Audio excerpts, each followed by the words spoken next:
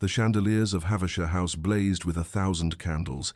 their light catching and scattering through crystal drops like captured stars, casting dancing shadows across the polished parquet floor, where silk skirts swirled in patterns as intricate as the music that filled the air with longing. The scent of hothouse roses mingled with expensive perfumes and the warm, living smell of bodies in motion, while the string quartet played a waltz that seemed to promise everything the evening itself would deny. Lady Celeste Ashford stood at the periphery of this glittering assembly, her gloved hands clasped before her pale blue gown, a colour her mother had insisted would complement her complexion, though Celeste suspected it only emphasized her plainness, and watched as Lord Edmund Fairchild guided Miss Arabella Winters through the intricate steps of the dance, with a smile that only hours ago she had foolishly imagined might someday and be directed at her with genuine affection. This was her 3rd season, a fact that hung about her neck like a stone, growing heavier with each passing ball. Each polite refusal, each pitying glance from matrons who had long since given up, including her name in their matchmaking calculations. 23 years old, neither beautiful nor accomplished in the ways that mattered to society, possessed of an unfortunate tendency to speak her mind on subjects no gentleman wished to hear discussed by a lady: Greek philosophy, the inaccuracies in popular histories, the fundamental illogic of certain social conventions. She had become a cautionary tale, the girl whose prospects had dimmed with each unsuccessful season until they guttered out entirely. Lord Edmund had been the 12th this season alone, and the 12th gentleman to pay initial court with seeming interest, only to withdraw with barely concealed relief once he discovered that beneath her quiet exterior lay not the biddable emptiness he sought, but rather a mind that refused to remain decoratively silent. She had known the rejection was coming even before he'd called at Ashford House that afternoon, had seen it in the slight cooling of his manner when she'd corrected his attribution of a quote to Aristotle that had actually originated with Plato, had watched his eyes glaze over when she'd attempted to discuss the philosophical implications of the Reform Act. "Lady Celeste," he had said, standing in her mother's drawing-room with his hat already in hand as though he could not depart quickly enough, "I find that upon reflection our temperaments are perhaps not as compatible as I had initially hoped," which was simply a polite way of saying that he found her tedious, too serious, too much. Now she watched him laugh at something Miss Winters said, watched the girl tilt her head in that practiced way that suggested fascination with whatever banality had just emerged from his lips,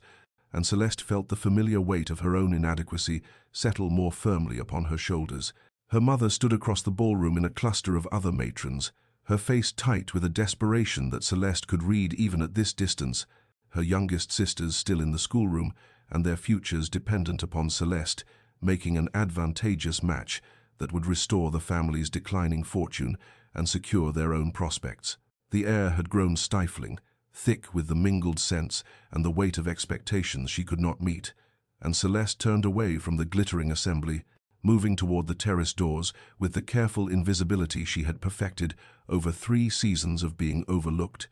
slipping through the heavy curtains into the cool mercy of the night air beyond. The terrace stretched before her like a strip of borrowed peace, the cool night air washing over her heated skin as she moved away from the French doors and their spill of golden light, her slippers soundless against the stone flagging. And it was only when she reached the balustrade overlooking the darkened gardens that she realized she was not alone. A figure stood in the shadows at the far end of the terrace, the orange glow of a cheroot briefly illuminating sharp features before fading back into darkness. And Celeste's breath caught in her throat as she recognized the tall, broad-shouldered silhouette of Sebastian Thorne, the Duke of Ravenmoor, a man whose very name was spoken in whispers, edged with fear and fascination. The Devil Duke, society called him, though never to his face, this man of 32, who had withdrawn from polite company 7 years ago, following some scandal, the details of which were never spoken plainly, but only hinted at in the kind of coded language ladies used when discussing matters, too delicate for direct address. He was known for his vast wealth, his cold demeanor that could freeze a room with a single glance, his refusal of all social invitations, his mysterious past that hung about him like a dark cloak, and the terrifying intensity of his presence that made even the bravest matrons hesitate before approaching. Celeste had seen him only once before, at a distance during her first season, and had marked him as someone to avoid, one more danger in a world already full of pitfalls for a girl like her. She turned to retreat back into the ballroom, but his voice stopped her, deep and edged with something that might have been amusement. "Fleeing already? The evening has barely begun." She turned back, her spine straightening with the automatic defensiveness that had become her constant companion, and found him watching her with dark eyes that gleamed in the shadows. "I required air, Your Grace." The ballroom was rather stifling. He took another draw on the cheroot, the ember flaring briefly, and she saw his mouth curve in something that was not quite a smile. "A diplomatic answer. What is the truth, I wonder? Did some gentleman prove insufficiently appreciative of your charms?" The question should have been impertinent, but something in his tone suggested genuine curiosity rather than mockery, and Celeste found herself answering with an honesty that surprised her. "My 12th rejection of the season, actually. Lord Edmund Fairchild. He withdrew his suit this afternoon." She expected pity, or perhaps the kind of false sympathy she had learned to recognize, but instead, the Duke gave a short bark of laughter that he quickly suppressed, though his eyes continued to gleam with what she now recognized as dark humor. 12? In a single season? That must be something of a record, lady." He paused, waiting. "Ashford, Lady Celeste Ashford." She lifted her chin, refusing to show shame. "And yes, I believe it may well be unprecedented." "The marriage market?" he said, his voice laden with cynicism as he moved closer, stepping into the light spilling from the ballroom so she could see his face properly for the first time, handsome in a harsh, angular way, with high cheekbones and a mouth made for cruelty, or perhaps for passion, she could not say which. Society's grandest spectacle, where men and women parade themselves like livestock at Tattersall's, hoping for the best price. His words echoed her own unspoken thoughts, so precisely that she felt a strange kinship with this man she did not know, this devil in gentleman's clothing. "You disapprove, Your Grace?" "I find it tedious beyond measure," he replied, flicking ash from the cheroot over the balustrade.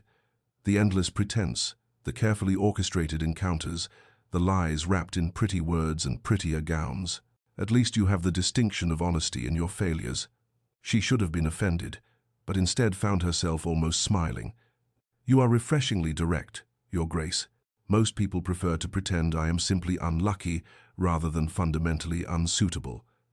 He looked at her then with an intensity that made her breath catch, his dark eyes searching her face as though looking for something he had not expected to find. And in that moment she saw not cruelty but rather a weariness so profound it called to the loneliness in her own soul,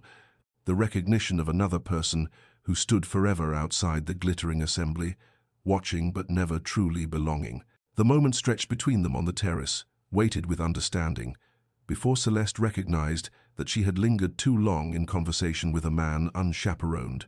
and she murmured her excuses and returned to the ballroom where her mother descended upon her with the desperation of a woman watching her final hopes dissolve like sugar in rain. Lady Ashford's fingers dug into Celeste's arm as she steered her toward a cluster of gentlemen near the refreshment table.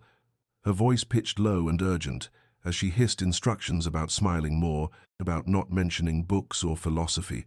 about simpering if necessary because 3 seasons was quite enough, and the family's situation grew more precarious with each passing month. The Ashford fortune, once respectable if not grand, had been steadily declining since Celeste's father had made a series of unfortunate investments, and now the weight of expectation sat squarely on Celeste's shoulders. Marry well, marry wealthy,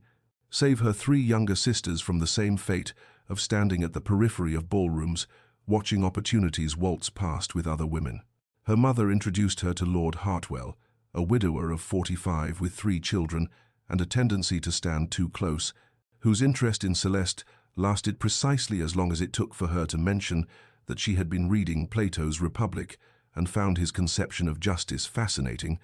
at which point his eyes glazed over and he excused himself to find more punch. Then came Mr. Carstairs, a younger son with modest prospects, who had seemed genuinely engaged in conversation until Celeste corrected his assertion that the Battle of Hastings occurred in 1067 rather than 1066, after which he developed a sudden need to greet an acquaintance across the room. The pattern was so familiar now that Celeste could predict each withdrawal before it occurred,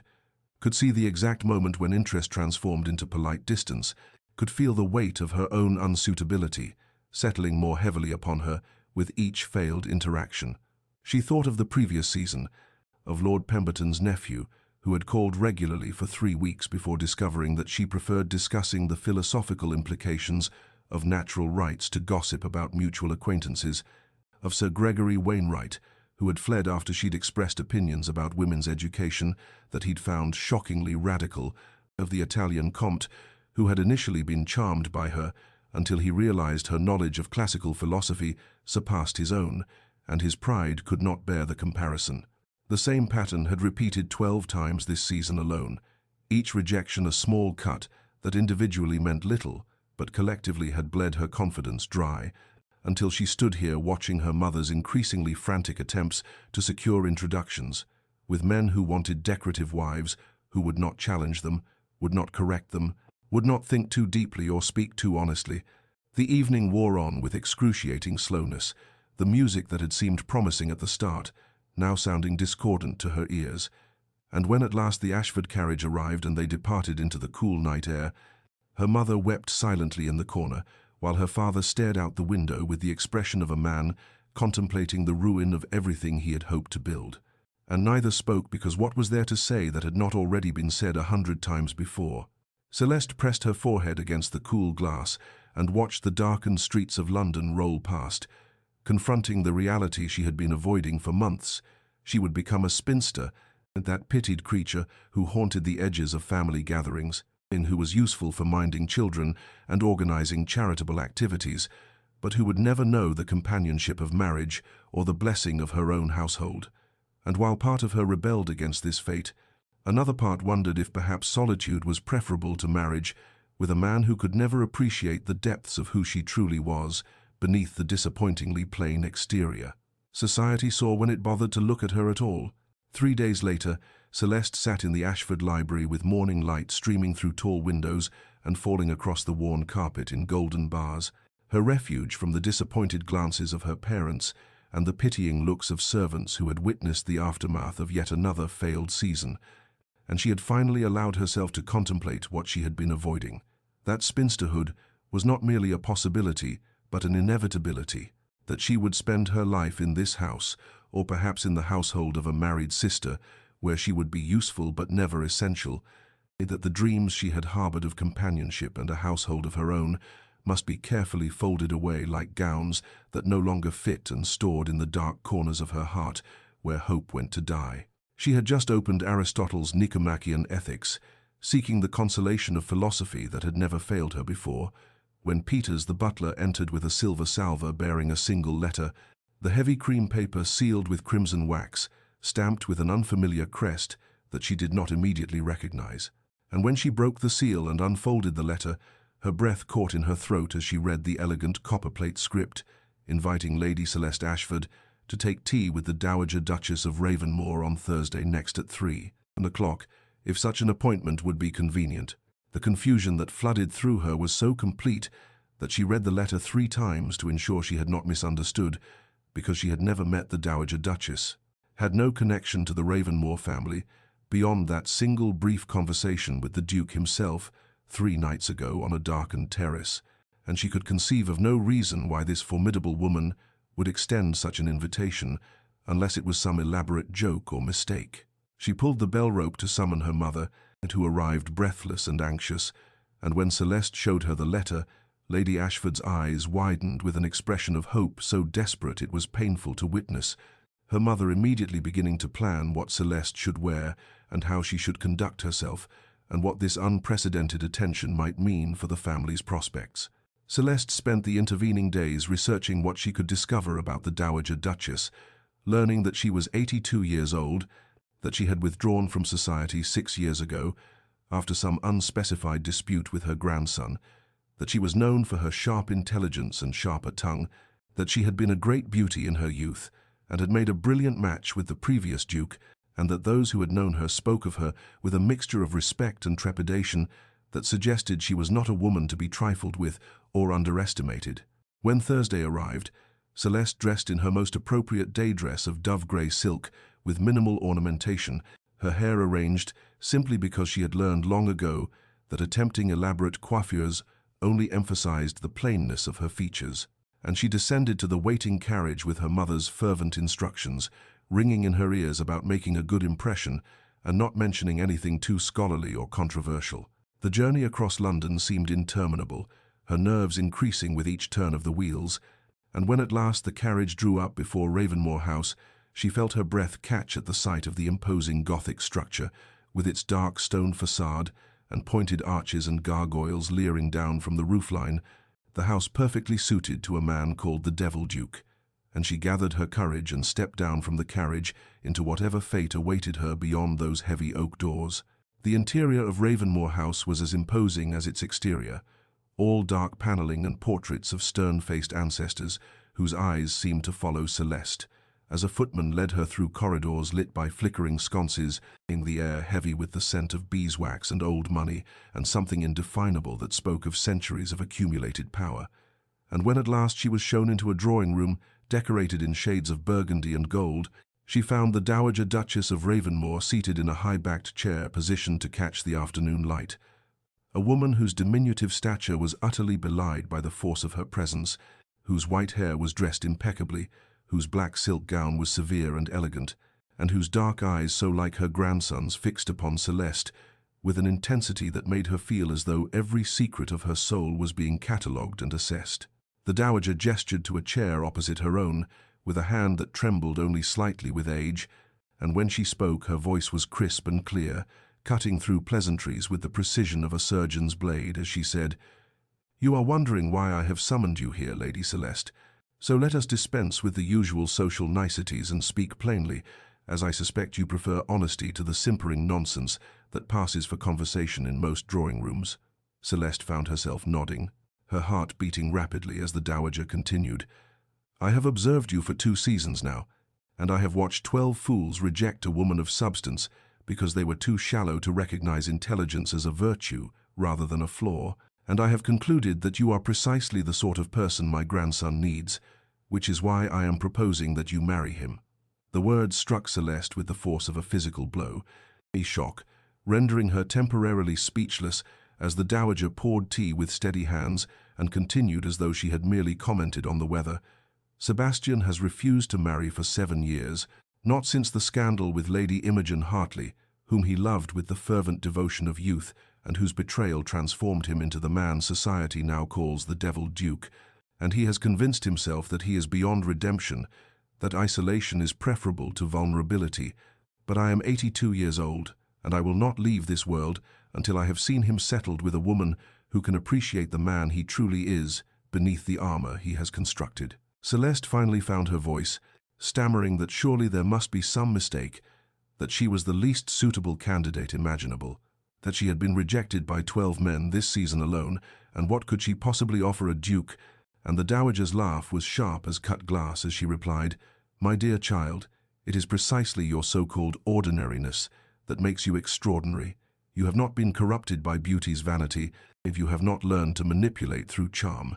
You possess genuine intelligence and authentic character, and most importantly, you will not be dazzled by his title or his wealth, but will see the lonely, wounded man who tends orchids in a conservatory because plants cannot betray him as people have done." The revelation that the dowager knew about her grandson's botanical pursuits, about the conversation Celeste and Sebastian had shared on the terrace 3 nights prior, suggested a level of observation and manipulation that was simultaneously impressive and terrifying, and Celeste felt the weight of expectation settling upon her shoulders as the dowager explained that she had been watching Celeste specifically since her first season, had noted her kindness to wallflowers, her patience with bores, her refusal to gossip cruelly about others, her quiet dignity in the face of repeated rejection, and had concluded that here was a woman of character who could be trusted with her grandson's damaged heart. When Celeste protested that the Duke had given no indication of wishing to marry anyone, least of all herself, the dowager smiled with a satisfaction that suggested she knew far more than she was revealing, and said simply, "Sebastian does not yet know what he wants, but I do, and I am asking you to consider this proposal seriously, to think about whether a marriage to my grandson, difficult and contrary as he may be, might offer you something more than the empty flattery of men who cannot appreciate your worth." Celeste sat in stunned silence, the tea growing cold in her cup, as she tried to process the extraordinary nature of this conversation, the audacity of the dowager's scheme, the terrifying possibility being laid before her like a path through dark woods that might lead either to salvation or destruction. And when she finally spoke, her voice was barely above a whisper as she requested time to consider. To which the dowager nodded with approval and said that wisdom required contemplation, and that Celeste was welcome to walk in the gardens while she thought, and that whatever she decided, she should know that the offer was made in absolute sincerity and with the deepest respect for her character. Celeste stepped from the drawing-room into the Ravenmoor gardens, with her thoughts in such tumult that she scarcely noticed the beauty surrounding her, the carefully tended parterres and gravelled walks, the roses climbing ancient stone walls, the sound of water trickling from a moss-covered fountain, and she found herself wandering without direction as she attempted to impose order upon the chaos of her emotions, weighing the practical advantages of such a match against the terror of binding herself to a man whose reputation preceded him like thunder before a storm, a man who was called the Devil Duke and who had isolated himself from society for 7 years, and yet she could not forget the weariness she had glimpsed in his eyes on that darkened terrace, the suggestion of pain carefully hidden beneath layers of cold courtesy. She had nearly convinced herself that the entire proposal was madness, that she should politely decline and return to her inevitable spinsterhood with dignity intact, when she rounded a hedge of lavender and found herself facing a vast glass structure that could only be the conservatory, its panes catching the afternoon sun and reflecting it in brilliant fragments, and even as she stood arrested by its beauty, the door opened and Sebastian Thorne emerged, and her breath caught, because he was utterly transformed from the immaculate gentleman she had met before. His shirt sleeves were rolled to his elbows, revealing forearms marked with soil. His waistcoat was unbuttoned, his dark hair was dishevelled as though he had run his fingers through it repeatedly, and he carried a terracotta pot containing some exotic specimen she could not identify. His expression, one of complete absorption, until he looked up and saw her standing there. The surprise that crossed his features was quickly replaced by something harder, a defensive wariness that made her heart ache with recognition because she understood that impulse to protect oneself from further wounds, and when he spoke his voice was cool as he said, "Lady Celeste, I was not aware we had a visitor, though I suspect my grandmother has been meddling again in affairs that do not concern her." She found herself responding with honesty that surprised them both, telling him that yes, the dowager had extended an invitation for tea, and no, she would not reveal what had been discussed because it was a private matter, and she had merely requested permission to walk in the gardens while she considered certain things, and his dark eyes studied her with an intensity that made her feel exposed, as he said, "My grandmother has peculiar notions about what might constitute my happiness, notions I have repeatedly attempted to disabuse her of without success." Celeste moved closer to examine the plant he held, recognizing it as some variety of orchid, though unlike any she had seen in England, and she asked what species it was, a question that clearly startled him because his expression shifted from wariness to something approaching interest. As he explained, it was Cattleya labiata from Brazil, notoriously difficult to cultivate in England's climate, requiring specific temperature and humidity conditions, and she listened with genuine fascination, asking informed questions about its care that revealed her own botanical reading, and for several minutes they spoke of nothing but plants, the conversation flowing with an ease that felt almost miraculous after the stilted exchanges she typically endured in drawing rooms. He invited her into the conservatory without seeming to realize he had done so, and she followed him into warmth and humidity and the overwhelming scent of growing things, surrounded by specimens from every corner of the world. And when their hands accidentally brushed as she leaned forward to examine a particularly striking bloom, she felt a jolt of awareness that shocked her with its intensity, a connection she had never experienced with any of the 12 men who had courted and rejected her, and she saw in his eyes that he had felt it too, before he stepped back abruptly and said, in a voice gone cold again, "You should know that I will never marry, Lady Celeste, that whatever schemes my grandmother has concocted are doomed to failure, that I am not a suitable husband for anyone, and have no intention of becoming one." She met his gaze steadily and replied with quiet conviction, "I understand, Your Grace, and I want you to know that marriage is not always the answer, that sometimes the courage to remain alone is greater than the courage to bind oneself to another." And the look of startled respect that crossed his features told her that she had said something he had not expected, something that had penetrated the armor he wore, and in that moment she knew that whatever she decided about the Dowager's extraordinary proposal, this man was worth knowing, worth understanding, worth the risk of caring about. Despite every lesson, rejection had taught her about protecting her heart. 2 weeks passed, and in that time something unexpected bloomed between the walls of Ashford House and Ravenmoor Estate, carried not through visits or social calls, but through the far more intimate medium of written correspondence, initiated when a package arrived for Celeste 3 days after her visit to the conservatory, wrapped in plain brown paper and containing a leather-bound volume titled Medicinal Properties of Tropical Flora, with a simple note in bold masculine handwriting that read, "You expressed interest in the healing applications of exotic specimens. I thought this might prove informative. S.T." Celeste had held that note for longer than was entirely rational, tracing the decisive strokes of his pen, imagining him at his desk, composing those few brief lines, and she had written a thank you in return, intending to keep her response brief and appropriate, but somehow her pen had taken flight, and she found herself writing not merely gratitude, but her thoughts on a particular passage regarding the use of willow bark derivatives. And when his response arrived 2 days later, it was not a polite acknowledgement, but a detailed expansion of her observations, complete with references to his own experiments, cultivating medicinal plants in the conservatory's controlled environment, and thus began an exchange that grew richer and more revealing with each successive letter. She found herself watching for the post with an anticipation that would have mortified her had anyone observed it, her heart lifting foolishly when she recognized the heavy cream stationery and the bold hand that had become as familiar to her as her own, and the letters themselves evolved from discussions of botany to philosophy to literature, Sebastian revealing a mind of remarkable depth and surprising melancholy, quoting Marcus Aurelius and Seneca, confessing to long nights reading by candlelight in the conservatory when sleep proved elusive, admitting to a loneliness he had convinced himself was preference, but which his words betrayed as exile. Celeste responded with equal honesty, sharing her own solitary habits, her love of Greek philosophy which had so appalled her suitors, her conviction that an examined life was worth the social costs, and in those written exchanges she felt a freedom she had never experienced in drawing rooms, where every word was weighed for its marriageability, where intelligence must be concealed lest it frighten away potential matches. She wrote to Sebastian of her thoughts on Aristotle's concept of eudaimonia,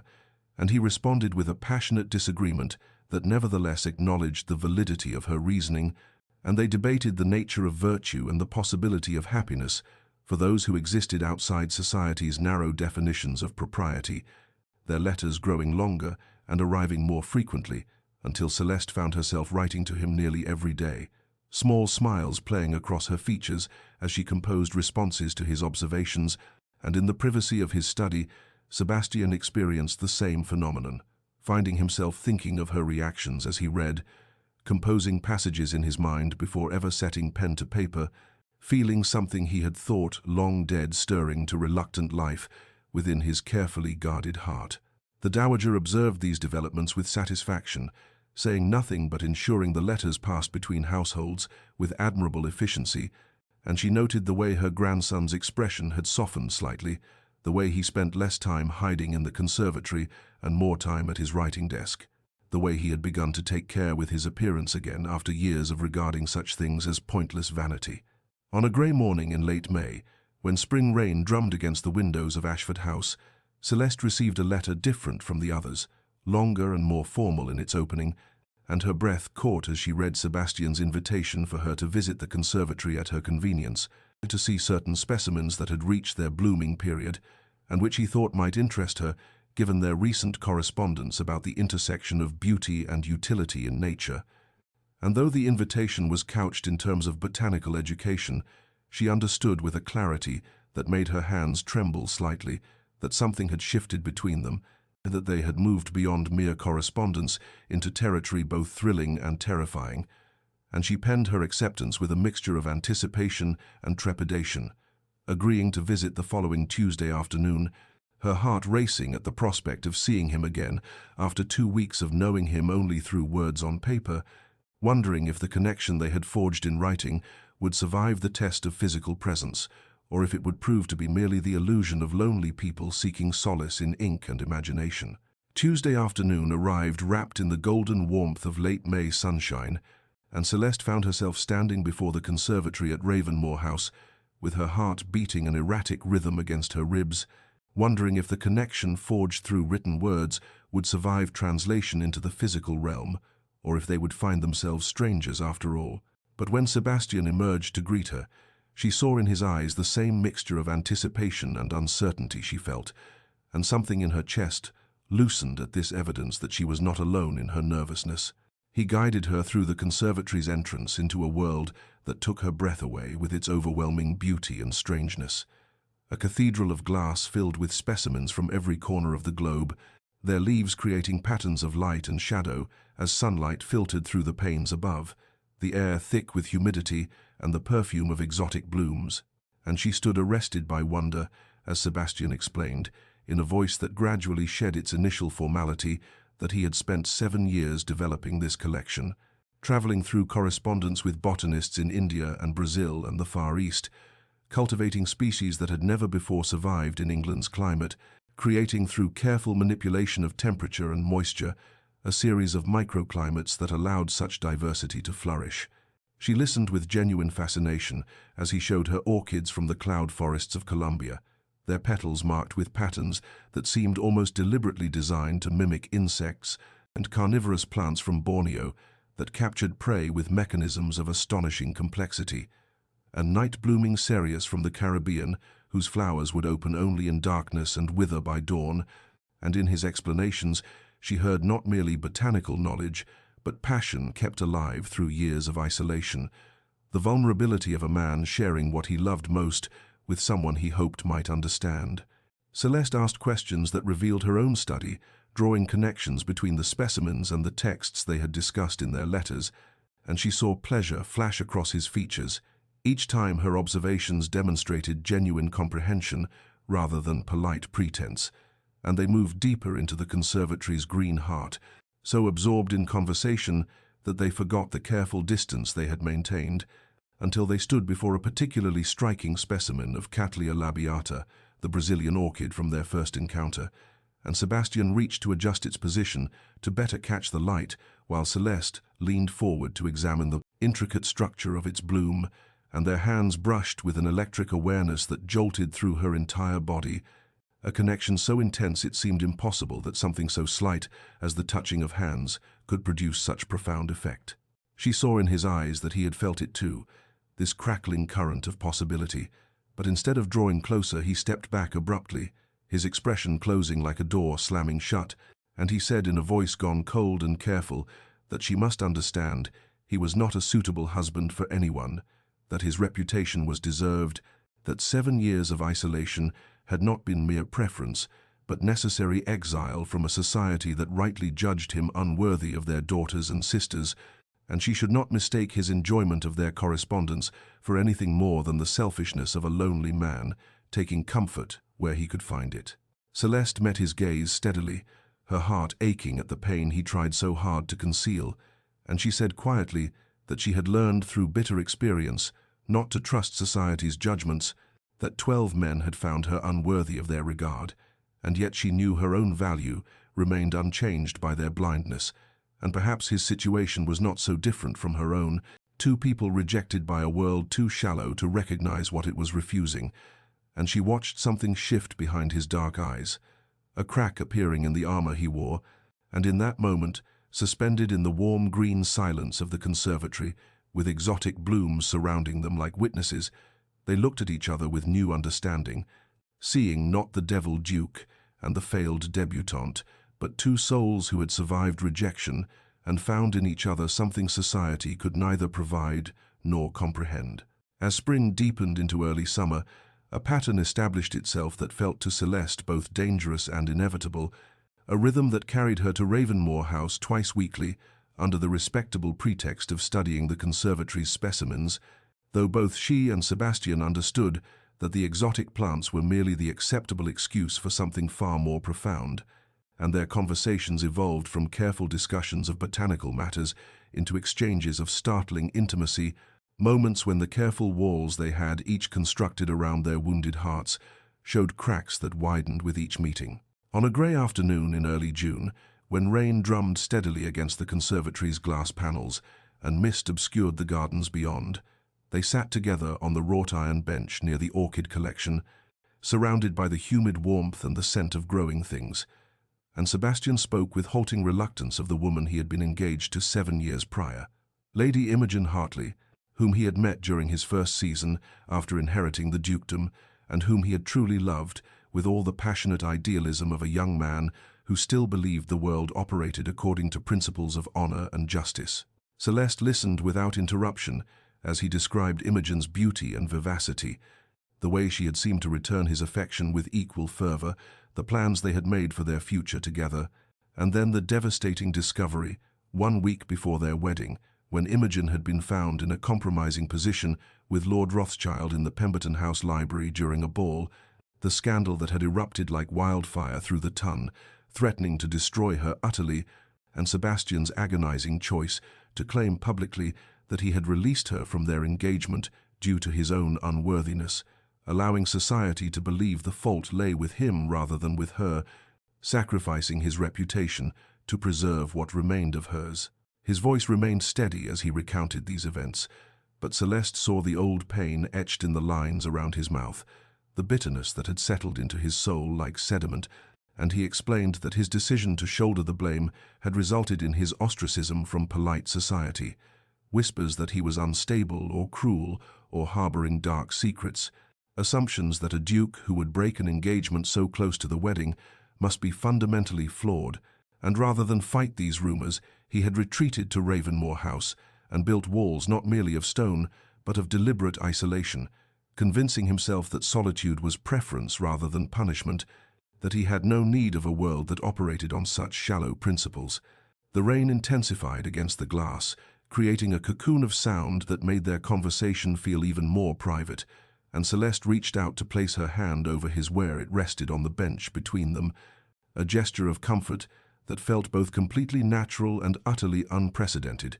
and she told him quietly that such nobility of character deserved better than 7 years of self-imposed exile, that he had punished himself far longer than any supposed crime warranted. But Sebastian shook his head with a bitter smile and said that she did not understand how society operated, how once judgment had been passed there could be no redemption, how he had become the devil duke in their eyes and would remain so regardless of the truth. And besides, he added with a bleakness that made her heart ache, perhaps isolation was what he deserved for being fool enough to trust in love in the first place. Celeste felt the weight of his words settle over the conservatory like the heavy moisture in the air,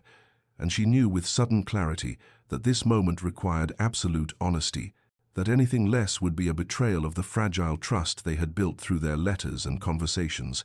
and so she tightened her fingers over his hand and said with quiet intensity that he was wrong to believe he deserved punishment,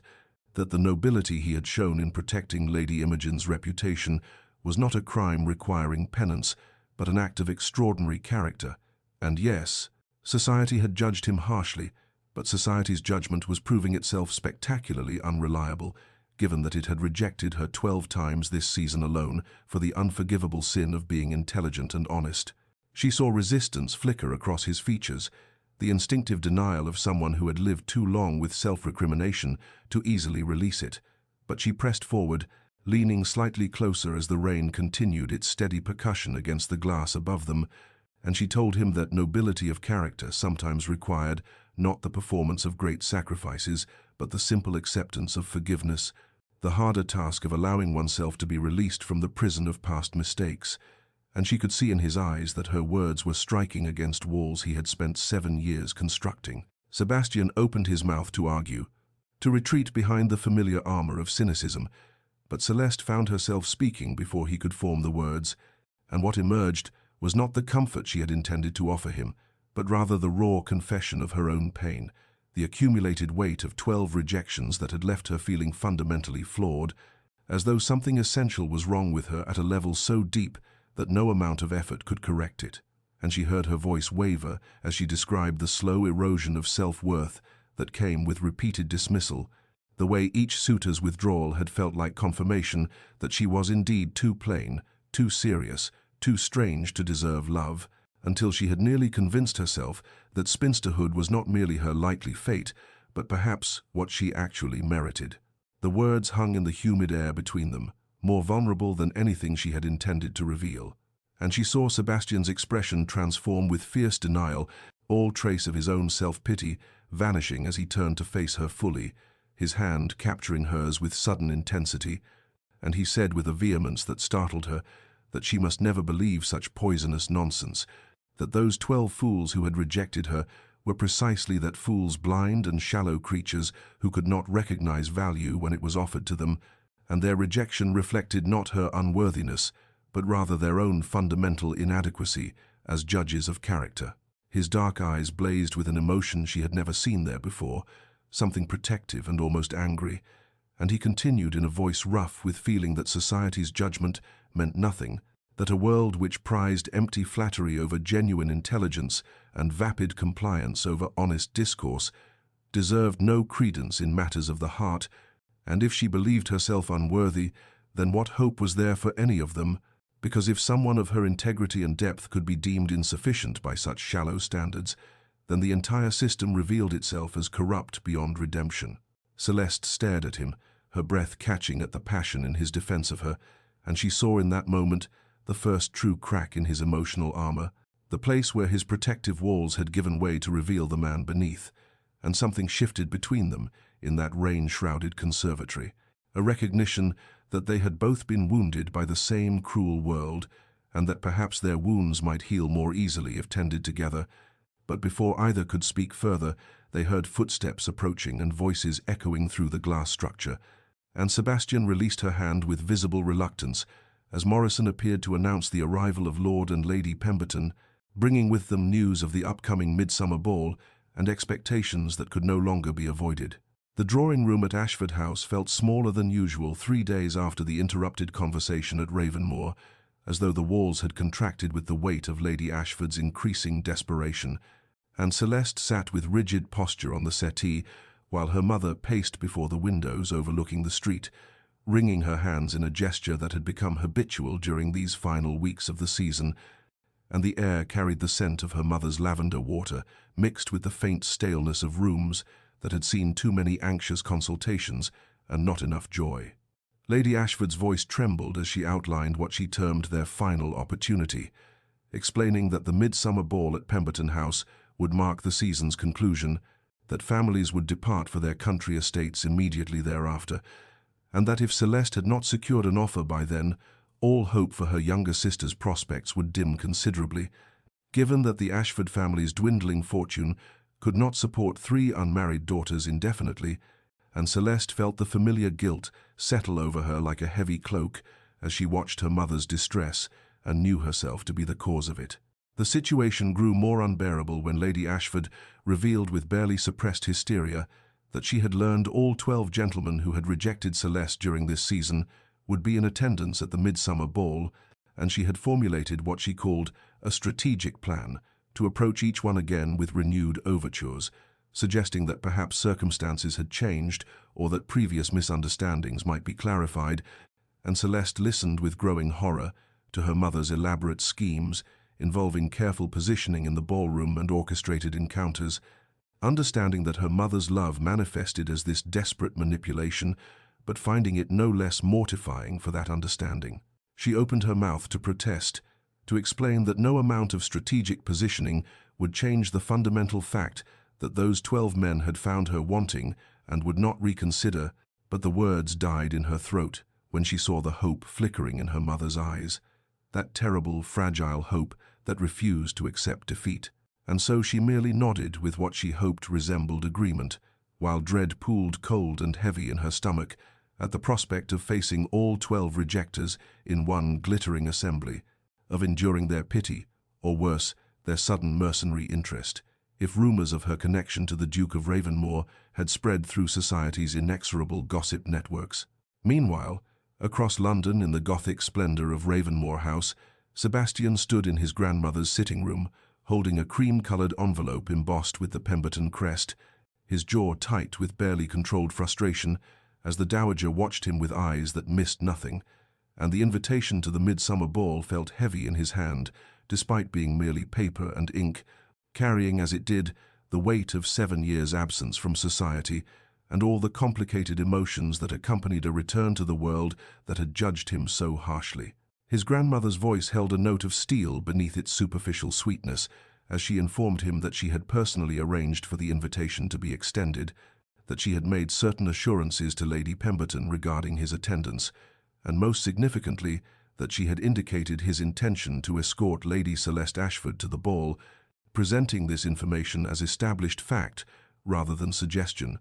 And Sebastian felt the familiar anger at her manipulation war with something more troubling, a reluctance to disappoint Celeste that he could not entirely explain even to himself. He wanted to refuse, to toss the invitation into the fire burning in the grate, and retreat once more to the safety of his conservatory, where the rules were clear, and the judgments came only from himself. But when he closed his eyes, he saw Celeste's face, as she had defended him against his own self-recrimination, heard her voice saying that nobility of character required acceptance of forgiveness, and he realized with uncomfortable clarity that refusing this invitation would be a form of cowardice, a retreat into the isolation he had claimed to choose, but which felt increasingly like a prison, and so he found himself agreeing with a curt nod that sent satisfaction flickering across his grandmother's features, even as his own heart hammered with something that felt disturbingly like fear. The afternoon sun cast long shadows across the entrance hall of Ashford House when Morrison announced the Duke of Ravenmoor's arrival, and the effect of those words upon the assembled family was immediate and electric. Lady Ashford's teacup, clattering against its saucer as she rose with such haste that her skirts nearly upset the side table, Mr. Ashford's newspaper rustling to the floor forgotten, and Celeste's younger sisters clustering at the drawing-room doorway with wide eyes and barely suppressed gasps, because the Devil Duke himself stood in their modest entrance hall, removing his gloves with casual elegance, while Morrison took his hat and walking stick with the careful deference one reserved for visiting royalty. Sebastian cut an imposing figure in the afternoon light, his dark coat impeccably tailored across broad shoulders, his cravat tied with austere precision that somehow made the fashionable excesses of other gentlemen seem ridiculous by comparison. And when his eyes found Celeste's across the suddenly crowded space, she saw beneath his customary reserve something that looked almost like apology, as though he regretted the disruption his presence caused, even as he moved forward to execute the formal courtesies with her parents. Lady Ashford recovered her composure with visible effort, her voice trembling only slightly as she welcomed the Duke and invited him to join them for tea, though Celeste could see her mother's hands shaking as she rang for fresh service, and she understood that her mother was calculating the social significance of this unprecedented visit, adding and re-adding the potential advantages in her mind like a merchant totaling accounts. The formal pleasantries proceeded with excruciating slowness, Sebastian responding to Mr. Ashford's cautious questions about his estates with polite brevity, while Celeste sat rigid on the settee, acutely aware of her sister's stares and her mother's barely contained hope, until finally Sebastian set down his teacup with deliberate precision and announced that he had come to request the honor of escorting Lady Celeste to the midsummer ball at Pemberton House,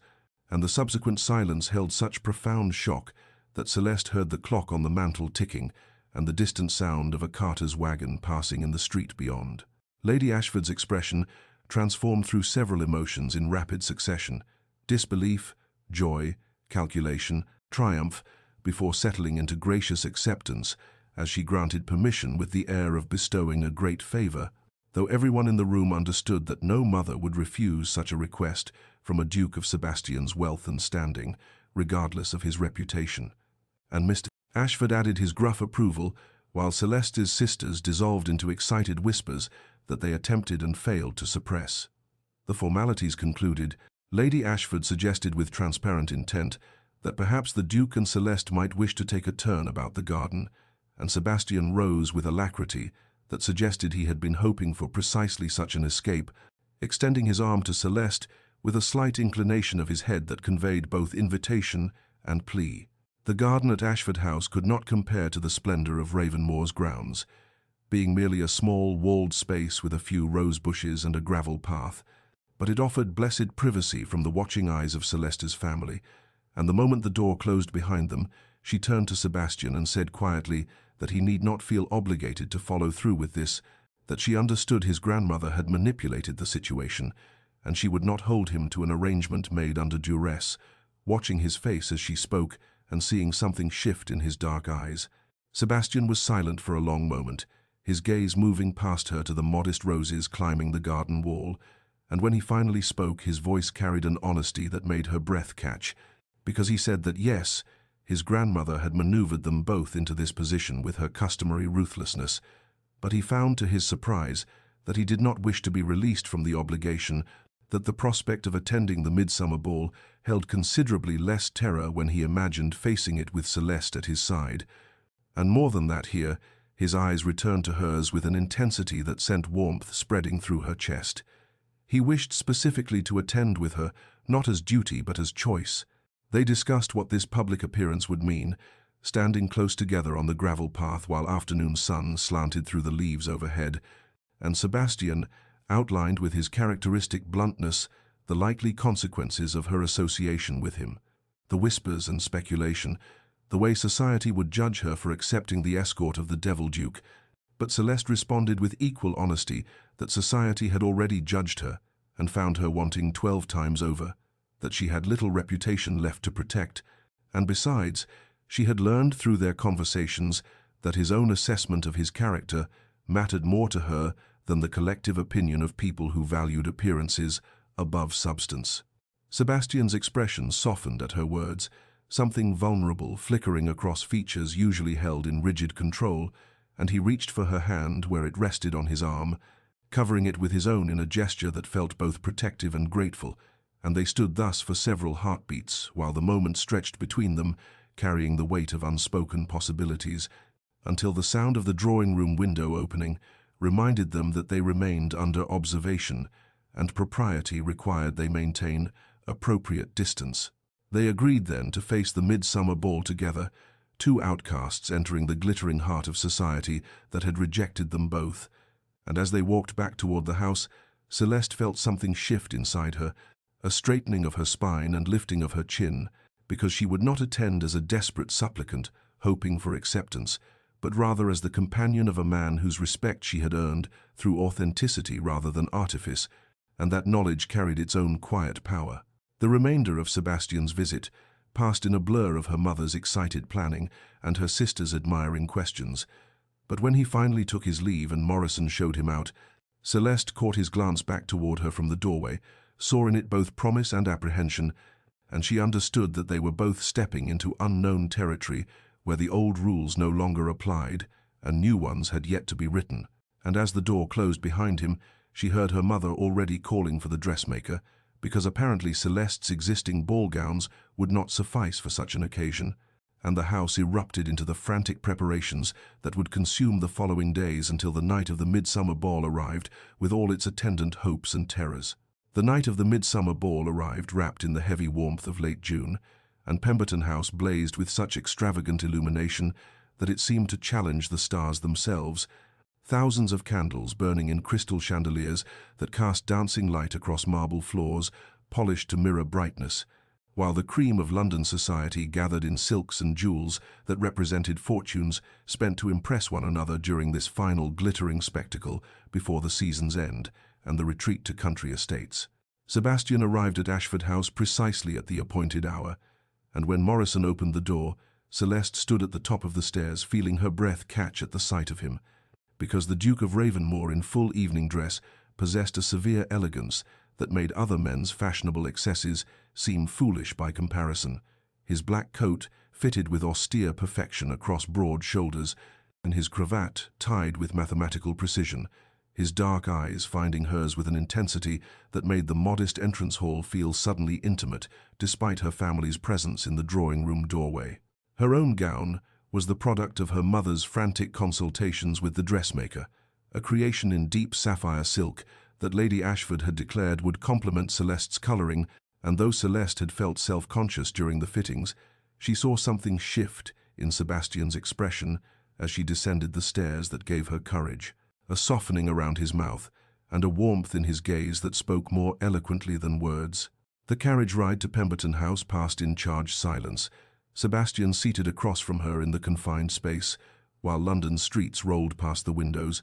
and Celeste found herself acutely aware of every small detail, the way his hands rested on his knees with controlled stillness, the line of his jaw illuminated by passing street lamps, and the tension in his shoulders that betrayed his apprehension about returning to society after 7 years of self-imposed exile. And she wanted to reach across the space between them to offer comfort, but propriety and uncertainty held in her still. Their arrival at Pemberton House created the sensation Sebastian had predicted, because the moment they stepped through the ballroom entrance and were announced by the major domo, the conversation ceased with such abruptness that the orchestra's strings seemed suddenly too loud, and Celeste felt the weight of hundreds of eyes turning toward them like a physical pressure against her skin, whispers erupting in their wake like wind through dried leaves. And she understood that they had become, in that instant, the evening's primary spectacle, the failed debutante and the devil duke making their scandalous appearance together. She saw them all in that frozen moment of entrance, the 12 men who had rejected her this season scattered throughout the glittering assembly. Lord Edmund Fairchild, near the refreshment tables with his mouth slightly agape, Lord Hertford, by the windows looking startled, young Mr. Pemberton actually taking a step backward as though their presence might contaminate him, and the humiliation she might have felt at facing them all together transmuted into something else entirely when Sebastian's hand found her elbow, with gentle pressure, positioning himself slightly forward in a gesture that was unmistakably protective, his dark eyes sweeping the ballroom with cold assessment that dared anyone to offer insult. The crowds parted before them as they moved deeper into the ballroom, not with welcoming warmth but with the deliberate separation one might give something dangerous or contagious, and Lady Pemberton's greeting, when they reached their hostess, carried such barely concealed disdain beneath its superficial courtesy that Celeste felt Sebastian's arm tense beneath her hand, though his expression remained impassive as he responded with impeccable manners that somehow made Lady Pemberton's rudeness more obvious by contrast, and Celeste realized that they would spend this entire evening isolated within the crowded ballroom, 2 outcasts, whose presence together had violated some unspoken rule about acceptable scandal, and she lifted her chin and met the staring eyes around them with what she hoped resembled composure, even as her heart hammered against her ribs, and she wondered whether courage or foolishness had brought them to this glittering battlefield, where society's judgment would be rendered in whispers and turned backs and carefully calculated snubs. They navigated the evening's treacherous social waters like 2 sailors guiding a vessel through hostile seas, isolated within the crowded ballroom by invisible walls of judgment and speculation, and Celeste found unexpected comfort in their shared exile, because Sebastian's dry observations about the hypocrisy surrounding them, delivered in undertones, meant only for her ears transformed what might have been unbearable into something almost bearable. His commentary on Lady Pemberton's excessive jewelry that she whispered looked like she had robbed a dragon's hoard, making Celeste suppress laughter behind her fan, and she caught herself smiling despite the stares and whispers, feeling something shift between them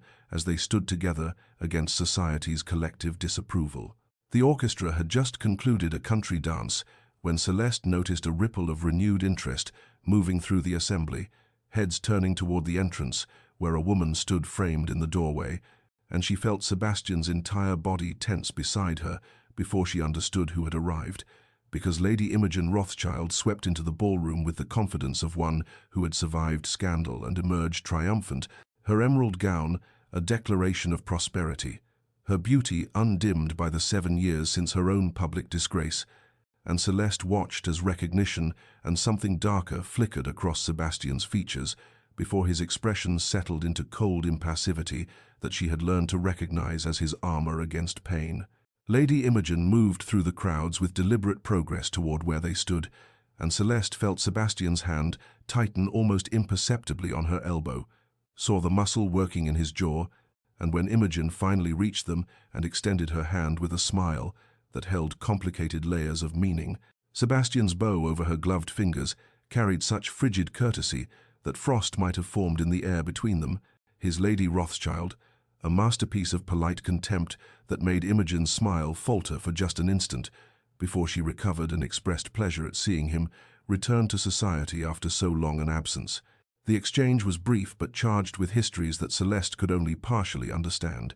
Imogen's eyes flicking between Sebastian and Celeste, with calculation visible beneath social pleasantries, her questions about how they came to be acquainted together, carrying undertones that suggested she found their pairing curious if not incomprehensible, and Celeste felt protective fury rising in her chest at the subtle condescension in Imogen's tone, at the way this woman who had shattered Sebastian's trust now studied them both as though they were specimens of interest, and she found herself stepping slightly closer to Sebastian's side in a gesture of solidarity that was not lost on Imogen's observant gaze. When Imogen finally moved away to join her husband near the card-room, Sebastian exhaled slowly, and Celeste saw beneath his controlled facade the cost of that encounter, the old wound reopened by proximity to the woman who had betrayed him, and she wanted to offer comfort, but before she could speak, the orchestra began. The opening strains of the first waltz, and the ballroom's atmosphere shifted again as gentlemen moved toward ladies they wished to partner, and Celeste braced herself for the awkwardness of standing unchosen while couples formed around them. But instead she found herself suddenly surrounded by approaching figures, and to her shock she recognized Lord Hertford and Mr. Pemberton, and even Lord Edmund Fairchild, moving toward her with expressions of intent that made her stomach clench with confused apprehension. They converged upon her with transparent purpose. These men who weeks earlier had rejected her suit or shown no interest whatsoever, and now suddenly they competed for her attention with declarations of admiration that rang hollow as cracked bells. Lord Hertford, mentioning that he had always appreciated her scholarly nature, Mr. Pemberton claiming he had been meaning to call upon her family, and Edmund Fairchild stepping forward with presumptuous familiarity to suggest that surely she would grant him this dance given their long acquaintance, and Celeste understood with sickening clarity that her association with the wealthy Duke of Ravenmoor had transformed her in their mercenary eyes from unmarriageable blue-stocking into desirable connection, that they saw her now only as potential pathway to Sebastian's influence and fortune, and the humiliation of this realization burned through her chest, because even now, even standing beside a man who had shown her genuine respect, society's judgment reduced her to an object of calculation rather than a person of worth, and she felt Sebastian's fury radiating beside her like heat from banked coals as he observed the transparent opportunism of these assembled hypocrites who now clustered around the woman they had previously dismissed without a second thought. Lord Edmund Fairchild stepped forward with the presumptuous confidence of a man who believed his own revised history, his voice pitched deliberately loud enough to carry across the immediate vicinity, as he declared that he had long held Lady Celeste in the highest regard and would be honored if she would grant him the pleasure of this waltz, the transparent falsehood of his claim making Celeste's breath catch in her throat, because this was the same man who 3 weeks earlier had informed her father that while he found her conversation stimulating, he could not, in good conscience, offer for a woman whose interests were so unfashionably intellectual, and now he stood before her weaving fiction about long-standing admiration, while his eyes calculated the advantage of connection to the Duke of Ravenmoor's considerable fortune and influence. Before Celeste could summon words to refuse him, Lord Hertford inserted himself into the growing spectacle with his own declaration of having always appreciated her scholarly nature, conveniently omitting that he had withdrawn his suit after one stilted conversation in which she had corrected his misattribution of a Plutarch quotation. And then Mr. Pemberton joined the chorus, claiming he had been meaning to call upon the Ashford family, each successive falsehood layering upon the last until Celeste felt suffocated by the weight of their transparent opportunism, and she saw in their eager faces not genuine regard, but mercenary calculation, saw herself reduced once again to an object of utility rather than a person of worth,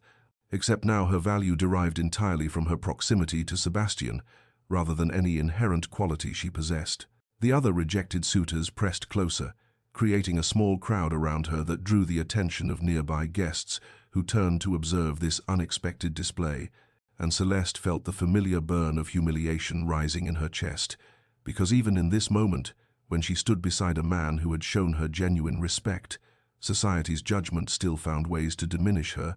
still rendered her invisible, except as a potential pathway to masculine power and wealth,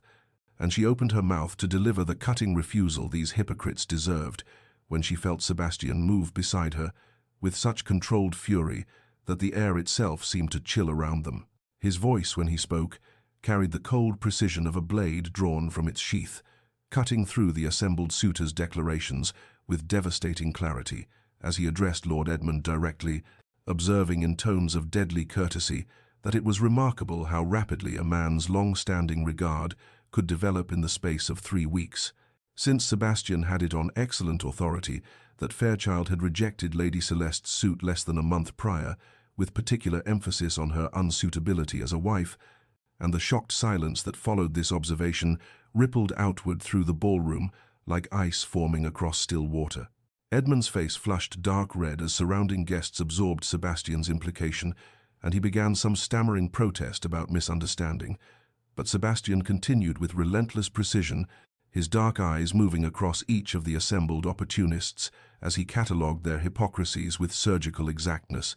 noting how convenient it was that Lord Hertford had overcome his aversion to intelligent women, how fortuitous that Mr. Pemberton had remembered his intention to call just as Lady Celeste appeared in the Devil Duke's company, how transparent their mercenary calculations appeared to anyone with eyes to see, and Celeste watched as these men who had rejected her withered beneath Sebastian's contempt, while the watching crowds absorbed every word with avid attention that would fuel gossip for weeks to come. The ballroom had fallen into that peculiar stillness that precedes either violence or revelation. The orchestra's instruments silent, hundreds of eyes fixed upon the unfolding confrontation, and Celeste saw in the frozen faces around her shock and calculation, and in some cases barely concealed delight at this spectacular breach of propriety, but she found she could not summon concern for social consequences because Sebastian's defense of her worth had cracked something open in her chest, some long-defended fortress of resignation, and when he turned from the assembled hypocrites to face her directly, his expression transforming from cold fury to something infinitely more tender, she felt the entire glittering ballroom recede until only the two of them existed in this charged moment of suspended possibility, and she understood before he spoke that everything was about to change irrevocably, that they stood together at the precipice of choice that would define both their futures, and she lifted her chin and met his gaze with acceptance of whatever came next, with trust in this man who had seen her clearly when society rendered her invisible, and she waited for Sebastian to speak the words that would claim her publicly before these assembled witnesses and transform her from society's reject into the Devil Duke's chosen bride. Sebastian turned from the assembled hypocrites to face Celeste directly, and the transformation in his expression from cold fury to something infinitely more tender made her breath catch in her throat, and made the entire glittering ballroom with its hundreds of watching eyes recede until only the two of them existed in this charged moment of suspended possibility. And when he extended his hand toward her, it was not the casual gesture of a gentleman requesting a dance,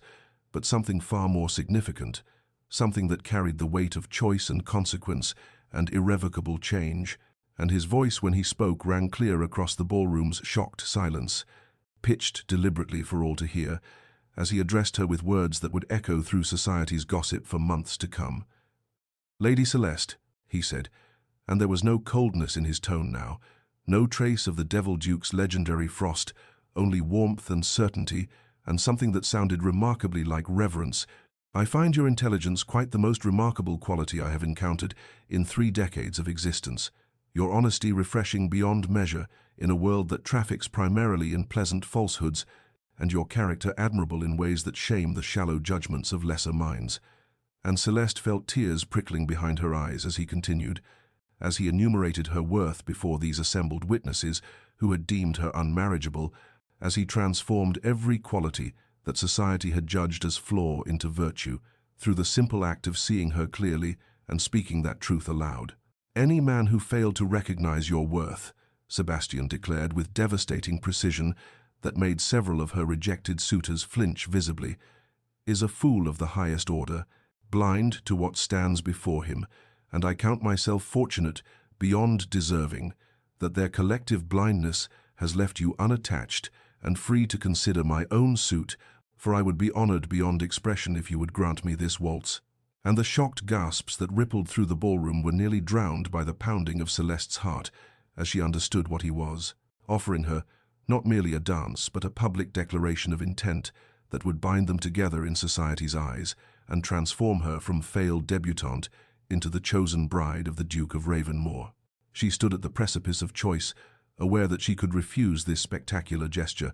could protect herself from the scandal of association with the Devil Duke, or could retreat into the safer obscurity of spinsterhood rather than stepping into the glare of public scrutiny that acceptance would bring. But as she met Sebastian's dark eyes and saw in them genuine regard rather than mercenary calculation, saw the vulnerability beneath his controlled exterior, and saw the man who had defended her worth when she had struggled to defend it herself. Celeste knew her answer with the same certainty that she knew the sun would rise tomorrow, and she placed her gloved hand in his with a small smile that held no hesitation whatsoever, her quiet, "I would be honored, Your Grace," carrying across the silent ballroom like a bell announcing transformation. The orchestra seemed to understand the significance of the moment, for the opening strains of the waltz began immediately, and as Sebastian led her onto the floor, Celeste was aware that they would dance alone, that no other couple would dare join them in this charged space, and that every eye in the ballroom would fix upon them with avid attention that would fuel gossip and speculation and judgment for weeks to come. But when Sebastian's hand settled at her waist and her palm met his, when they began to move together in the waltz's elegant patterns, she found she could not summon concern for society's opinions, because the intimacy of their proximity overwhelmed all other awareness, and she looked up into his face and saw reflected in his expression the same wonder and certainty that filled her own chest, and they danced together through the glittering ballroom as though they moved through a world containing only the two of them. Sebastian's whispered, "Forgive me for creating such spectacle. I could not bear their presumption another moment," met with Celeste's equally quiet. "There is nothing to forgive. I have never been more grateful for anything in my life." And as the waltz carried them in graceful circles beneath the chandelier's cascading light, Celeste understood that this dance marked the death of one life and the birth of another, that she would never again be the rejected debutante standing at the periphery of society's glittering assemblies, but neither would she be diminished into merely the Devil Duke's bride, for Sebastian had claimed her not as possession but as equal, had elevated her worth in the very act of choosing her, and she felt something settle into place in her chest, some long-defended fortress finally surrendering to the siege of genuine regard, and she smiled up at him with uncomplicated joy as they waltzed together before the shocked assembly and dared anyone watching to question the rightness of their union. The waltz continued its elegant patterns as Sebastian and Celeste moved together through the glittering ballroom, and the intimacy of their proximity made conversation feel both necessary and impossible because there was so much to say. Yet the simple fact of dancing together seemed to communicate truths that words could only diminish, but Sebastian's voice when he finally spoke was low enough that only she could hear, pitched for her ears alone as he said, "I must confess something to you, Celeste, something I have been attempting to deny for weeks now, but can no longer ignore in good conscience," and she felt her heart accelerate as she met his dark eyes and waited for him to continue, watching the vulnerability that crossed his features as he gathered courage to speak words that clearly cost him dearly. "I have come to care for you beyond friendship," he admitted, his hand tightening slightly at her waist as they turned through the waltz's graceful movements. "Beyond the intellectual companionship I told myself was sufficient, beyond the pleasant correspondence I convinced myself required no deeper examination, and my grandmother's scheming proved far wiser than I knew, because she saw what I was too blind and too frightened to acknowledge, that you are precisely the woman I need, the only woman I have ever truly needed, and I have been a coward for not recognizing this sooner." And Celeste felt tears prickling behind her eyes at his confession, because she had not dared to hope that her own growing feelings might be reciprocated, and assumed that his regard remained purely intellectual, despite the evidence of moments when their gazes held too long, or their hands touched with electric awareness. "I, too, have been denying what I felt," she whispered back, her voice trembling slightly with the enormity of this admission, "telling myself that friendship with you was gift enough, that I should not presume to hope for more from a man like you. But Sebastian, these weeks of letters and conversations and stolen hours in your conservatory have transformed me in ways I am only beginning to understand, for you have shown me that my worth is not determined by society's shallow judgments, that intelligence and honesty and authenticity have value beyond the marriage market's calculations, and in teaching me to see my own worth clearly, you have also taught me to recognize genuine regard when it is offered. And she saw in his expression such relief and wonder that she knew her words had reached him and had broken through whatever remained of the walls he had built around his wounded heart. They danced on as Sebastian spoke of transformation, of how their connection had taught him to trust again after 7 years of bitter isolation, how her patient acceptance of his damaged past had shown him that forgiveness was possible, that he need not punish himself eternally for the sins of youth and the cruelties of circumstance. And Celeste responded with her own acknowledgement of transformation and of learning her own worth through his clear-eyed regard, of understanding that the 12 rejections that had seemed like failures were actually protections, guiding her toward this exact moment with this exact man. And as the music swelled toward its conclusion, she felt the rightness of their union settle into her bones with the certainty of mathematical proof. The final notes of the waltz hung in the air as they came to rest in the center of the ballroom floor, still holding each other, still aware only of each other despite the hundreds of watching eyes, and Sebastian's voice when he spoke next was clear and formal and loud enough to carry across the shocked silence, as he said, "Lady Celeste Ashford, will you do me the very great honor of becoming my wife, not for reasons of practicality or convenience, but because I love you with my entire heart, and cannot imagine facing another day without you beside me?" And Celeste's joyful, "Yes, Sebastian, yes, with all my heart," was barely spoken before his mouth claimed hers in a kiss that was scandalous and defiant and absolutely perfect, a kiss that declared to all assembled witnesses that they belonged to each other regardless of society's approval or disapproval, and when they finally broke apart, to the sound of scattered applause mixed with shocked gasps of disapproval, neither cared in the slightest what judgment the glittering assembly might render, because they had found in each other something infinitely more valuable than social acceptance, and they stood together facing the future, with hands clasped and hearts aligned, and the certain knowledge that their love would prove stronger than any force that might seek to diminish it. The wedding took place 6 weeks later in the ancient chapel at Ravenmoor, a ceremony far more intimate than the grand society spectacles that typically marked ducal marriages, for Sebastian and Celeste had agreed without discussion that they wanted only those who truly mattered to witness their union, and so the small stone chapel with its jewel-toned windows and worn flagstones held perhaps 40 guests rather than hundreds, and the atmosphere was one of genuine joy rather than obligatory attendance, and Celeste felt as she walked down the aisle on her father's arm that every step carried her toward the life she was meant to inhabit, rather than away from some lesser existence she should mourn. The Dowager Duchess sat in the front pew, with a satisfied smile playing about her lips, looking somehow both triumphant and peaceful as she watched her beloved grandson turn to face his bride with an expression of such open tenderness that several guests dabbed at their eyes, and Celeste's mother wept happily throughout the ceremony, while her younger sisters whispered excitedly about how romantic it all was, and even her father's usual stern countenance softened as he placed Celeste's hand in Sebastian's and murmured a quiet blessing that made his new son-in-law's eyes brighten with unexpected emotion. The ceremony itself was beautiful in its simplicity, the ancient words of the marriage service gaining weight and meaning as Sebastian and Celeste spoke their vows with voices steady and certain, promising to love and honor each other through whatever might come, and when the vicar finally pronounced them husband and wife, and Sebastian kissed her with reverent care, Celeste felt something settle into place in her chest, some final piece of her heart clicking into alignment as she understood that she was precisely where she belonged, married to precisely the man she was meant to love. The wedding breakfast that followed was held in Ravenmoor's grand dining room, transformed by the Dowager's expert direction into a space that felt warm and welcoming despite its Gothic grandeur, and the meal was filled with laughter and genuine conversation rather than the stiff formality that typically characterized such occasions. And it was during the toasts that Sebastian presented Celeste with his wedding gift,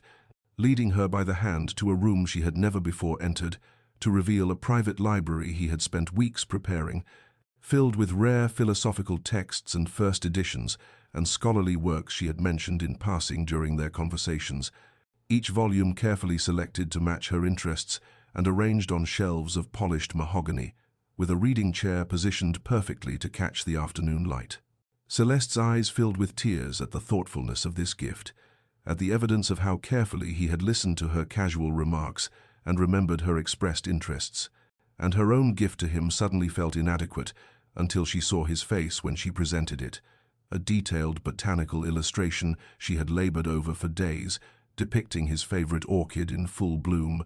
rendered with such precision and care that he studied it in wondering silence before pulling her into his arms and whispering that it was the most meaningful gift he had ever received, because it proved she had truly seen him, had understood what mattered most to his heart. They departed for their honeymoon that same evening, amid showers of rice and cheerful farewells, bound for Italy on what Sebastian described as a botanical expedition, but what both understood was really an escape into private happiness, and the weeks that followed were filled with explorations of ancient gardens and Renaissance conservatories, with mornings spent sketching rare specimens and afternoons lost in intimate conversation, and with evenings of growing physical passion as they learned each other's bodies with the same patient attention they had devoted to learning each other's minds and hearts. The transition to married life upon their return to Ravenmoor proved seamless, as though they had always belonged together in these Gothic halls, and their days settled into patterns of shared contentment that included mornings working together in the conservatory, where Sebastian tended his plants while Celeste made notes for a treatise she was developing on medicinal applications of exotic flora, and evenings reading together in the library he had created for her, sometimes debating philosophical points with the same spirited engagement that had characterized their earliest letters, sometimes simply sitting in comfortable silence with their books and the knowledge of each other's presence, and nights of deepening intimacy and tenderness as their love continued to grow and transform. And Celeste discovered that the passion she had read about in poems and novels paled beside the reality of being loved completely by a man who saw her clearly and valued what he saw, and she understood with quiet certainty that every rejection she had endured, every humiliation and disappointment, had been necessary to bring her to this exact life with this exact man, and she would not change a single painful moment if the price of erasure was never knowing the profound happiness that filled her days now. 2 years later, the transformation of Ravenmoor House was complete in ways that extended far beyond mere physical renovation, for the Gothic halls that had once echoed with silence and isolation now rang regularly, with voices engaged in passionate, intellectual discourse, as Sebastian and Celeste had established a tradition of hosting monthly gatherings for scholars, botanists, philosophers, and natural historians who came from across England and the continent to share research and engage in debates that stretched late into the evening, and the drawing rooms that had witnessed decades of formal stiffness now accommodated lively conversations about botanical classification systems and the philosophical implications of recent scientific discoveries, and the conservatory had become something of a pilgrimage site for serious students of exotic flora who marveled at specimens they had only read about in texts and who benefited from Sebastian's generous willingness to share both cuttings and knowledge. Celeste had published her treatise on medicinal applications of rare plants the previous autumn, a work that bore both her name and Sebastian's as collaborators, and which had been received with surprising enthusiasm by the academic community, earning praise from physicians and botanists alike for its rigorous methodology and practical applications, and she was currently at work on a second volume that would explore the intersection of ancient philosophical texts and botanical knowledge, examining how Greek and Roman writers had understood the properties of plants in ways that modern science was only beginning to validate, and her correspondence with scholars throughout Europe had grown so extensive that Sebastian had laughingly suggested they needed to employ a secretary solely to manage her letters. Their reputation in society had shifted gradually but unmistakably over these 2 years, evolving from scandal to grudging acceptance to something approaching respect, for while they would never be conventional by the ton standards, their obvious intellectual achievements and the caliber of guests they attracted to Ravenmoor had forced even the most hidebound members of society to acknowledge that the Devil Duke, and his peculiar duchess had created something of value, though there remained those who whispered about impropriety and unwomanly pursuits and the unseemliness of a duchess engaging in scholarly publication, whispers that neither Sebastian nor Celeste troubled themselves to address because they had learned that living well according to their own values constituted the only response worth making. On this particular September afternoon, Celeste stood in the conservatory with their infant daughter Eleanor, cradled in her arms, the child named for the dowager, who had passed peacefully in her sleep 6 months prior, with a satisfied smile on her lips, as though she had completed some great work and could now rest, and the baby reached out with pudgy fingers toward a magnificent white orchid bloom that swayed gently in the warm air, her dark eyes wide with wonder at the exotic beauty before her, and Sebastian moved to stand beside his wife and daughter, placing his hand gently on the small of Celeste's back, as he had done 1,000 times in their marriage, and the gesture as natural as breathing and as meaningful as any declaration of love. "She has your curiosity," Celeste murmured, smiling as Eleanor made cooing sounds and stretched determinedly toward the flower. "Already fascinated by growing things and beautiful specimens, and I suspect we shall find her conducting botanical experiments before she can properly walk." And Sebastian laughed softly as he guided their daughter's hand to gently touch the orchid's petal, teaching her even at this tender age to appreciate beauty with reverence rather than grasping possessiveness. And he said, "Then she shall be properly educated in matters of real importance rather than the frivolous accomplishments society deems essential for young ladies, and perhaps by the time she comes of age, the world will have progressed sufficiently that intelligent women need not disguise their minds to attract suitable husbands." And Celeste leaned into his embrace as she reflected on the extraordinary journey that had brought them to this moment of profound contentment. She thought of the girl she had been 2 years ago, standing on the periphery of a ballroom, counting rejections and believing herself fundamentally flawed, never imagining that those very rejections were protecting her from marriages that would have slowly extinguished everything essential about her nature. And she understood now, with the clarity that only hindsight provides, that society's judgment had been the greatest blessing of her life, because it had left her available when Sebastian entered her world, had kept her unencumbered by obligations to men who could never have valued what made her extraordinary, and every humiliation she had endured in those desperate seasons had been necessary preparation for recognizing genuine love when it appeared wearing the unlikely guise of the devil duke, and she would not trade a single painful moment if the price was never knowing this happiness, never standing in this conservatory with this man and this child, and this life they had built together against all conventional wisdom and social expectation. That evening found them once more in the conservatory as twilight painted the glass panes in shades of amber and rose, their daughter Eleanor sleeping peacefully in the nursery under her devoted nurse's watchful care, and Sebastian and Celeste stood together among the orchids and exotic specimens that had witnessed so many of the crucial moments in their courtship,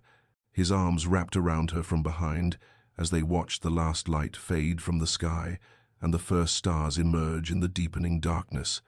"Do you remember that first night on the terrace?" Celeste murmured, leaning back against his chest with the comfortable ease of long intimacy. "When I told you about my 12th rejection and you laughed, and I thought you were the most frightening man I had ever encountered." And Sebastian's quiet chuckle rumbled through his chest as he pressed a kiss to her temple and replied, "I remember thinking you were the first, honest person I had met in 7 years, the first woman who did not simper or flatter or pretend to be something she was not,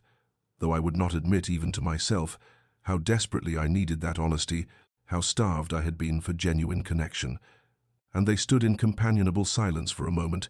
reflecting on the extraordinary journey that had brought them from that encounter to this life they had built together, against all expectations and social conventions. Sebastian tightened his arms around his wife and said softly, "My grandmother knew, somehow she understood before either of us did, that we were meant to save each other, that your rejection by society was not punishment, but protection, keeping you available for something far better than any of those 12 fools could have offered." And Celeste turned in his embrace to face him, reaching up to touch his cheek with tender fingers as she replied, "She saw what we could not yet see in ourselves, that my supposed flaws were actually the qualities you needed most,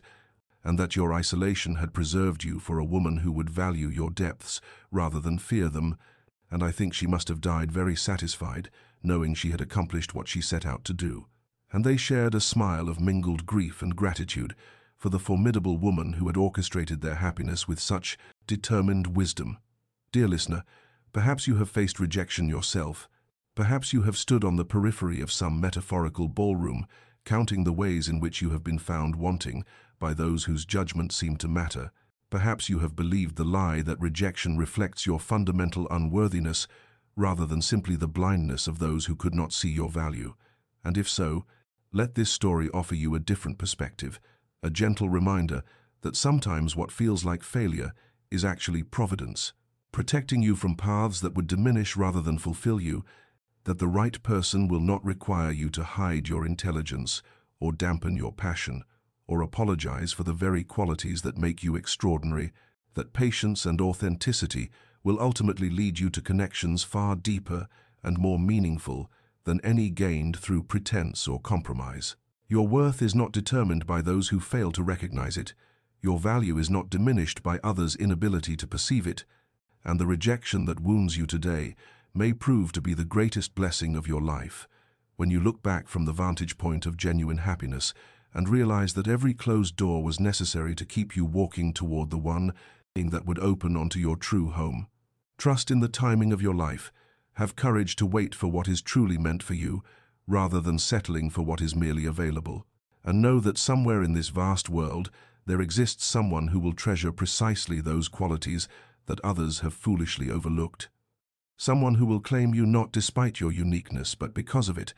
Someone who will stand with you in metaphorical conservatories at twilight and thank Providence for the rejections that left you both available to find each other. May you find peace in patience. May you discover strength in authenticity. May you recognize your inherent worth regardless of others' judgments. And may you eventually stand in your own version of happiness, wrapped in the arms of someone who sees you clearly and loves what they see. Understanding at last that every painful moment of waiting was preparation for this joy. Until we meet again in another story, rest well in the knowledge that your perfect match is also searching, also waiting, also trusting that the right connection will come at precisely the right time. This has been a Lullaby Library Tale, and if this story brought you comfort or hope, please consider subscribing to our channel and sharing it with someone who needs to hear that rejection is not the end of their story, but often the beginning of something far more beautiful than they dared imagine.